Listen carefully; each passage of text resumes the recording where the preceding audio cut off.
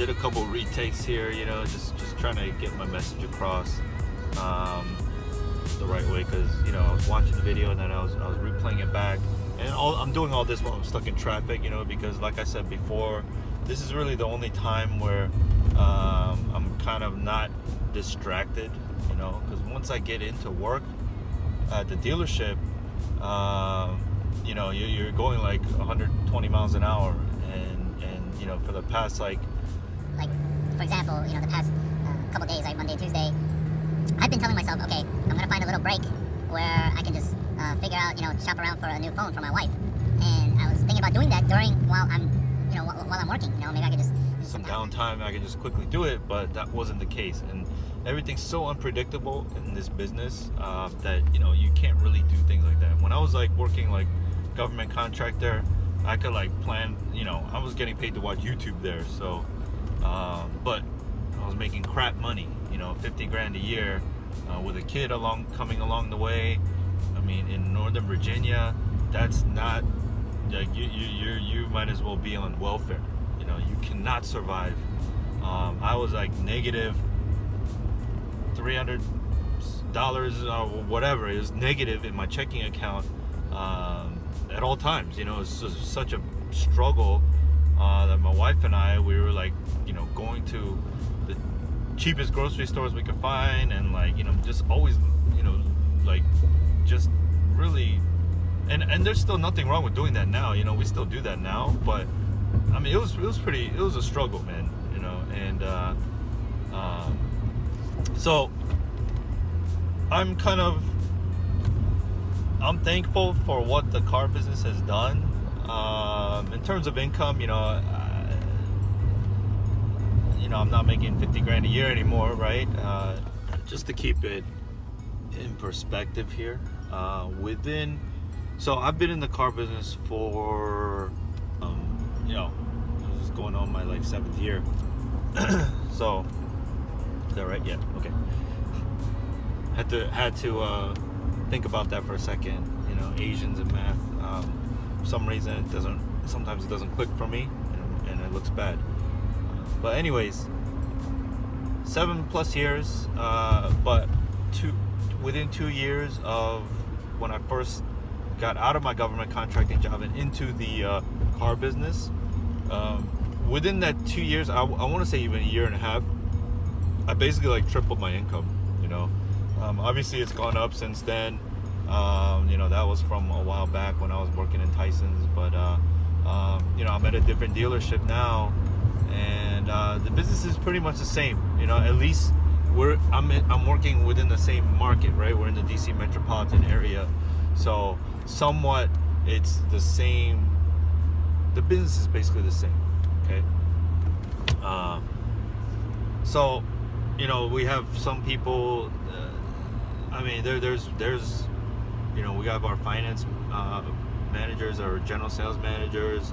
I mean, not to disclose too much here, but some of these guys are making the money that lawyers and doctors make.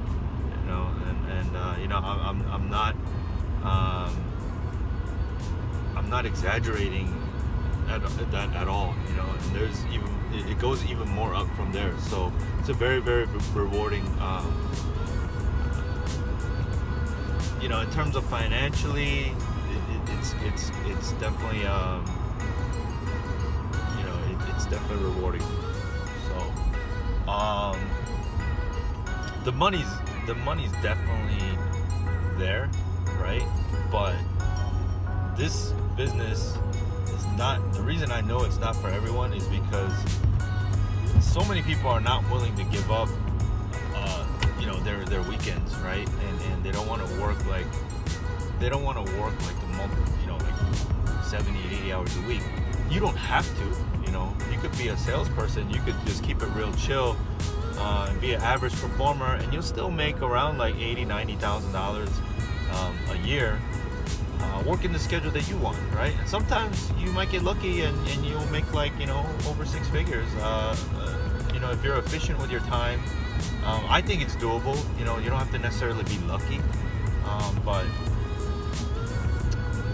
you know, it's I would say, of course, I don't believe that there's such thing as, you know, quick, fast money, right? Or get rich quick, right?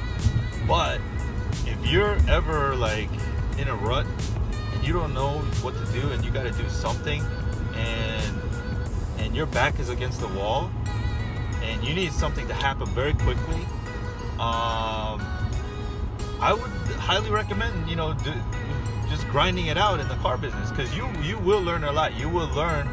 I mean, obviously, you'll build your people skills. You'll grow as a person, right? Because you deal with so many different people. You deal with so many people. You know, they always say in the car business, when you're in the car business, oh yeah, buyers are liars, right? But so you do have to deal with a lot of dishonesty, people that are not going to tell you the truth all the time on a daily basis, right? But that makes you more stronger up here, right? You're not as susceptible, you're not as like naive, and you're not gonna, you know, you're gonna be more aware of things around you, and you know, and I'm not like putting down the buyers, you know, because I'm a buyer too, but the only reason buyers do that is because we just met. I don't know, you know, if I go into a dealership and I talk to the salesperson or whoever there, I don't know them. I just met them, you know. So I don't want to give up my hand. I don't want to show my hand. So it's like a poker game too, in that sense, if you look at it that way, you know. So if you're kind of, you know, if you need that like infusion of you know, income, and you need to find a way to, in a short period of time, to start making things change, like a significant change, and it might be the stepping stone to the next level, right? You know, obviously we all want to be millionaires. We don't, you know, or whatever the case, you know, we want to be or financially independent. I don't know what you know, what it would be for you, but definitely it's worth exploring that for a couple years and just grinding it out and to see where it gets you.